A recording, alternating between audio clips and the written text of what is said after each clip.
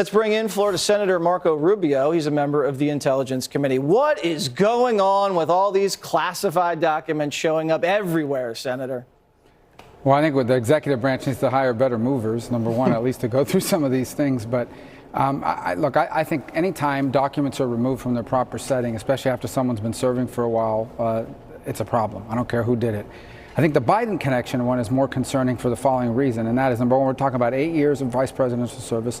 And the one that's really bizarre is documents going back to the Senate. In the Senate, it's not like you can bring these things into your office without the proper protocols being followed to begin with. And generally, most members of the Senate can't do that if they don't have a staff member who's cleared to bring you documents to read, and has to come in a special secure pouch that has to be locked, and that person themselves has to have the clearance to be able to move it around.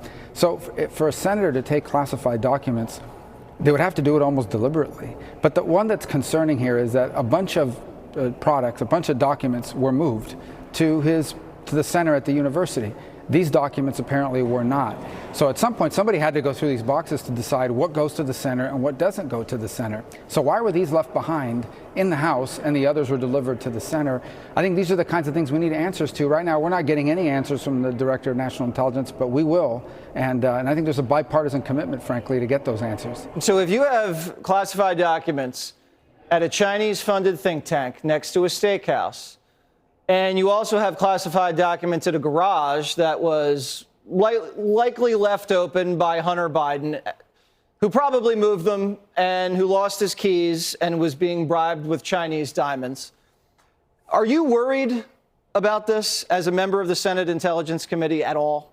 Absolutely. I mean, that's one of the reasons why we've asked for a risk assessment. We asked for that after Mar-a-Lago, too, because we wanted to see if it justified an FBI raid, because we need to know what are these documents. There's different levels of classification. Maybe some of them have since been declassified. I don't know. But the bottom line is that there's the concern that these things, in its totality or individually, could pose not just a counterintelligence threat, but could potentially expose both methods, meaning the way we got that information, and sources, meaning the people that gave it to us, could endanger operations. We don't know until we have answers. We haven't gotten any answers. I don't know anything more about what they found than what you read in the press today, and that's unacceptable for people on a committee that's charged with overseeing how America does intelligence. Tell me you don't have documents stashed somewhere in your office in Florida, Senator. Please. No, I guarantee you we don't, and it would be near impossibility the way we handle things. That's why the piece about documents going back this time in the Senate is so bizarre. You know, not that I understand or justify it, but, you know, the vice president's office is a secure setting. But for a senator to bring something home, they'd have to do it almost deliberately. Right. And you wouldn't put it next to your Corvette after that? No, I don't have a Corvette, but if I did, I wouldn't put it there. Thank you very much, Senator Rubio. Thanks.